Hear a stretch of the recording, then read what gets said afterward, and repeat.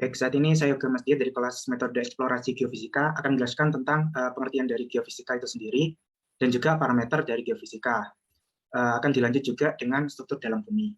Jadi yang pertama tuh apa itu geofisika? Geofisika itu dapat disebut sebagai ilmu yang menerapkan prinsip-prinsip fisika untuk mengetahui dan memecahkan masalah yang berhubungan dengan bumi. Jadi itu permasalahan-permasalahan yang ada di bumi itu ya kita pecahkan menggunakan prinsip-prinsip fisika atau menerapkan prinsip-prinsip fisika tersebut.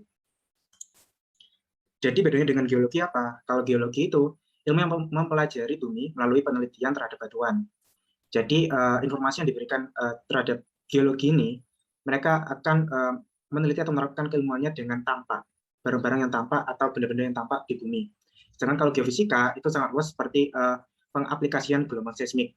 Jadi itu kan tidak tampak ya, apalagi untuk mengukur kedalaman dari sebuah lapisan yang ada di bumi. Seperti itu. Apa saja jenis metode atau survei pada geofisika dan gimana aplikasinya? Nah, metodenya terdiri dari beberapa metode yang ada di tabel ini. Cuman saya akan menjelaskan tentang seismik dan gravitasi, juga magnetik. Jadi seismik itu parameternya waktu tempuh gelombang seismik. Jadi sifatnya itu mengenai densitas dan modulus elastisitas. Nah, kalau gravitasi sendiri, ya perbedaan medan gravitasi dan sifat fisikanya itu densitas. Kalau yang magnetik, itu parameternya mengenai perbedaan nilai medan magnetik dan sifatnya susceptibilitas magnetik dan remanen. Jadi penerapan dari ketiga ini biasanya digunakan pada eksplorasi bahan bakar fosil, seperti minyak, gas, atau batu bara.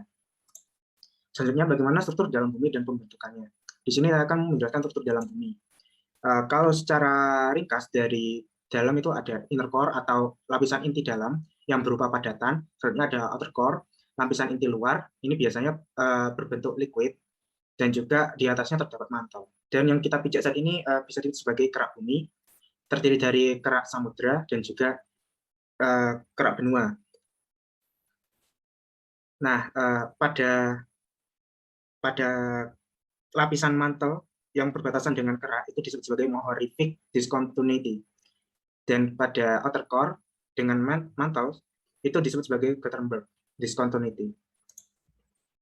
Nah, pada gambar berikut ini pengaplikasian dari gelombang seismik. Jadi itu gelombang elastik yang menjalar ke seluruh bagian dalam bumi dan melalui permukaan bumi akibat adanya lapisan batuan yang patah secara tiba-tiba atau adanya ledakan seperti gempa. Nah, gelombang utama gempa ini tuh sebenarnya ada dua, ada gelombang badan dan juga ada gelombang permukaan. Hanya saja yang akan dibahas ini pada gelombang badan. Nah, gelombang badan sendiri, gelombang yang berjalan melalui bagian dalam permukaan bumi dan dibagi menjadi gelombang primer dan juga gelombang sekunder. Pada gelombang primer, perhitungannya dipengaruhi oleh inkompresibilitas, berbeda dengan gelombang sekunder yang tidak dipengaruhi oleh inkompresibilitas. Nah, pada lapisan bumi, ini yang paling dalam berbentuk solid, yaitu pada inti dalam. Nah, pada inti solidnya di bagian luar berbentuk liquid, dan keduanya itu sama-sama terdiri dari iron dan nikel.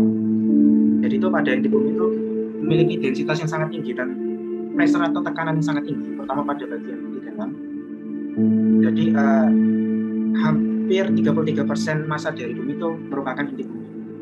Dan temperatur semakin dalam lapisan bumi itu semakin tinggi. Nah, berikutnya ada mantel. Mantel sendiri ada beberapa bagian, pertama lower mantle, upper mantle. Jadi pada mantel ini memiliki ketebalan sekitar 2.900 km dan memiliki suhu berkisar 870 sampai 2.500 derajat. Jadi pada lower mantle ini biasanya kita kenal sebagai mesosfer. Dan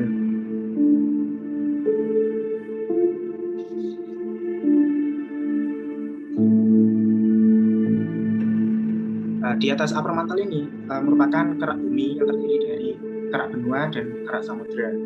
Memiliki lapisan yang lebih tipis daripada bagian yang lain, yaitu sekitar 5-70 km, terutama lapisan pada kerak samudra yang lebih tipis daripada kerak benua. Sehingga dapat dilihat di sini bagaimana perbandingannya.